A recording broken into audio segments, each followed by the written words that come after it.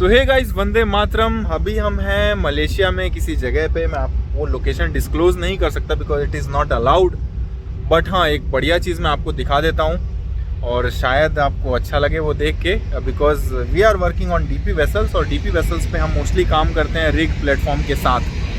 सबसे आप एक ब्यूटीफुल खूबसूरत सा दिन, खूबसूरत सा सनराइज़ है और ये जो आपको दिख रहा है ये एक इंस्टॉलेशन है। आपको थोड़ा सा और बड़ा करके दिखाता हूँ। This is what is installation. यार क्या बैकग्राउंड है यार, क्या मतलब कलर ऑफ स्काई। आप देखो ये जो है भाई, ये है प्लेटफॉर्म और ऊपर इसका जो ये ड्रिल टावर लगा हुआ है। This is what the flare. ये जो आपको दिख रहा है फ्लेयर है। इससे क्या होता है, जब ये ड्रिल से तेल जब बाहर निकालते हैं तो जो एक्स्ट्रा गैसेस होते हैं वो फ्लेयर से बाहर आता है और वहाँ पे उसको बर्न कर दिया जाता है, क्योंकि उसको और कहीं कलेक्ट कर नहीं सकते। सो बेसिकली जो तेल का कुआं हम कहते हैं वो यही है। ये एक प्लेटफॉर्म या जैकेट बोल लो।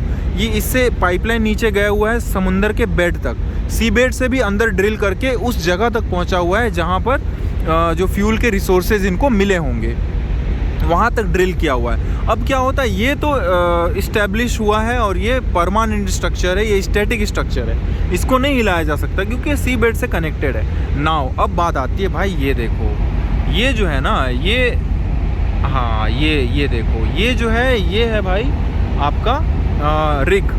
ये रिग है और ये रिग जो है इससे अलग अलग चीज़ों से कनेक्टेड है। और ये जो ड्रिल टावर है वो भी इनका। ये ड्रिल टावर बहुत सारे छोटे छोटे पाइप लगे हुए हैं, शायद यहाँ पे अच्छे से दिख नहीं रहा है। सो वो पाइप क्या है, उसके थ्रू ये ड्रिल करते हैं। ड्रिल करने के बाद कच्चा तेल अंदर से बाहर निकालते हैं और इंटरनली पाइपलाइन से अलग अलग फैसिलिटी तक वो पहुँचा दिए जाते हैं। अब यहाँ पे एक बेहतरीन और कमाल की बात ये है कि ये जो रिग है, ये रिग थोड़ा डिफरेंट टाइप का है। डिफरेंट क्या है, ये फ्लोटिंग रिग है गाइज। मतलब नॉर्मल जो रिग्स होते हैं उनमें बहुत बड़े बड़े लेग्स लगे होते हैं, 3 लेग या 4 लेग लगे होते हैं। वो लेग सी बेड तक नीचे तक गए रहते हैं और उन लेग के ऊपर ही वो रिग खड़े होते हैं। बट ये रिग टोटली फ्लोटिंग है। इसका बेस भी मुझे नीचे नज़र आ रहा है आपको, शायद ये वाइट टाइप का थोड़ा सा हल्का सा ये सब जो दिख रहा होगा हल्का सा, वो पूरा डूबा नहीं हो, पूरी तरह से सबमर्ज नहीं है, वो पार्शियली सबमर्ज है। तो अगर ये पार्शियली सबमर्ज है तो ये किस तरह से एक जगह पे खड़ा रहता है? सो खड़ा ऐसे रहता है कि इसके हर एक कॉर्नर पे ये जो लेग दिए हुए हैं, एक लेग है, एक उस साइड होगा, एक इस कॉर्नर पे, एक उस कॉर्नर पे। सो टोटल 6 लेग हैं, जिसमें से कि 4 जो कॉर्नर के लेग हैं उनसे ये छोटे छोटे वायर निकले हुए हैं। आप देखो ये जो वायर है, सेम वायर आपको उधर भी दिखा दूंगा। ये जो वायर है, ये वायर भाई कनेक्टेड है बॉय से। अब बॉय क्या होता है? बॉय समंदर में इस्टेब्लिश एक ऐसा स्ट्रक्चर होता है जो कि समंदर के सरफेस पे फ्लोट करता हुआ आपको नज़र आ जाएगा। वाह यार, जैसे कि ये एक बॉय आप देख लो, ये सामने।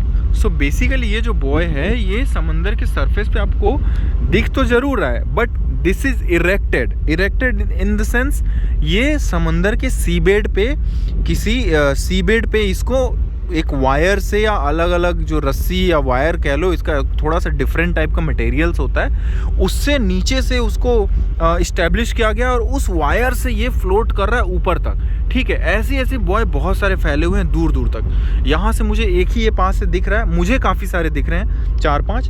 तो ये क्या है, ये बॉय से वो वायर आके और बंधा हुआ है। ठीक है, तो ऐसी टोटल 8 बॉयज़ हैं, 8 पॉइंट्स हैं। सो ऐसे टोटल 8 पॉइंट्स है। इन 8 पॉइंट से वो रिग जो है बंधा हुआ है वायर के द्वारा। अब ये वायर के द्वारा बंधा हुआ है तो क्या होता है कि ये जो बॉयज़ हैं इनको इस रिग के स्ट्रक्चर को इस्टेब्लिश करके रखता है एक जगह पे, इसको हिलने नहीं देता, ताकि जो भी काम हम इसके साथ कर रहे हैं, जैसे कि क्योंकि बहुत सेंसिटिव वर्क हो रहा है इसके साथ, अगर थोड़ा भी कुछ स्क्वेल आता है, क्योंकि अभी हम साउथ चाइना सी में हैं और साउथ चाइना सी कुख्यात है, it's a notorious for rough weather. So luckily अभी तो हम वो चीज़ फेस नहीं कर रहे हैं, शायद सितंबर अक्टूबर से ही स्टार्ट हो जाता है। सो अगर ये बहुत ज़्यादा हिलने लग गया तो हम इसके साथ काम नहीं कर पाएंगे। सो बेसिकली ये इनके द्वारा कनेक्टेड है, अलग अलग बॉयज़ के द्वारा, और इसको ये बॉयज़ टाइट करके इस्टेब्लिश करके रखते हैं। ये कंटिन्यूसली वहाँ से ड्रिल कर रहा है, ड्रिल करके वहाँ से तेल निकाल रहा है। इंटरनली पाइपलाइन भी बहुत सारे कनेक्टेड हैं, वो पाइपलाइन शोर फैसिलिटी तक कनेक्टेड है।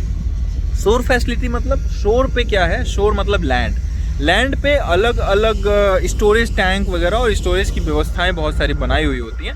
सो इंटरनली वो क्या होता है, वो वहाँ तक जाता है, वहाँ स्टोरेज टैंक तक वो अपना जो भी जितना भी कच्चा तेल निकल रहा है वहाँ जाता है और वहाँ से वो चला जाता है रिफाइनरी में।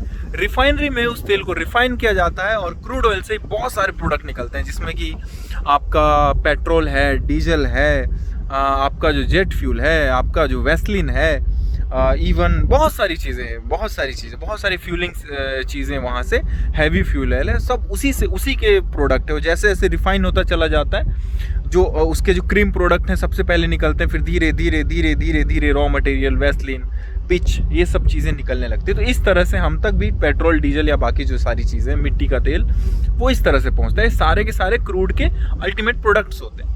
So that is how everything goes on guys. और ये हमारा काम है, हम डीपी वेसल पे यही करते हैं बेसिकली।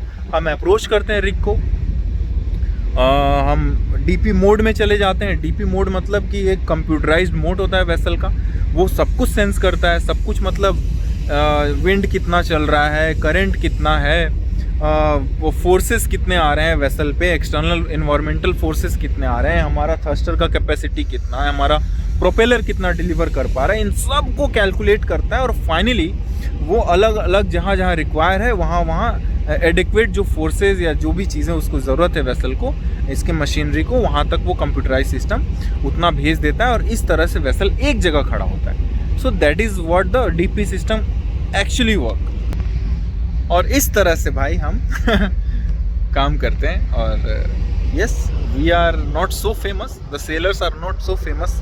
बहुत ज़्यादा लोग मर्चेंट नेवी के बारे में इंडिया में जानते नहीं हैं। सो मैं कोशिश मेरी यही रहती है कि मैं बताता रहूं, और इसीलिए मैंने जो इंस्टाग्राम चैनल जो मेरा है उस पर मेरी कोशिश ये रहती है कि, क्योंकि यूट्यूब में कंटिन्यूसली मैं कमेंट का आंसर नहीं कर पाता, कई बार खुल नहीं पाता, बहुत सारी चीज़ें होती हैं, बहुत सारे क्वेश्चंस होते हैं, बार बार मैं ओपन करके कमेंट का आंसर करना इज़ नॉट कंफर्टेबल। सो आप मेरे इंस्टा पे आ सकते हो, आपके जो भी डाउट्स होंगे, जो भी क्वेश्चंस होंगे, कैसे ज्वाइन करना है, कौन से कोर्सेज करने हैं, किस किस तरह की चीज़ें होती हैं, काम किस तरह से होता है, सब कुछ मैं उस पर आपको आंसर करूँगा। हो सकता है कि कभी थोड़ा सा लेट हो जाए आंसर करने में, but definitely as I always promise मैं आपको बताऊँगा ज़रूर। सो बस यही है। Thank you so much. Vande Mataram.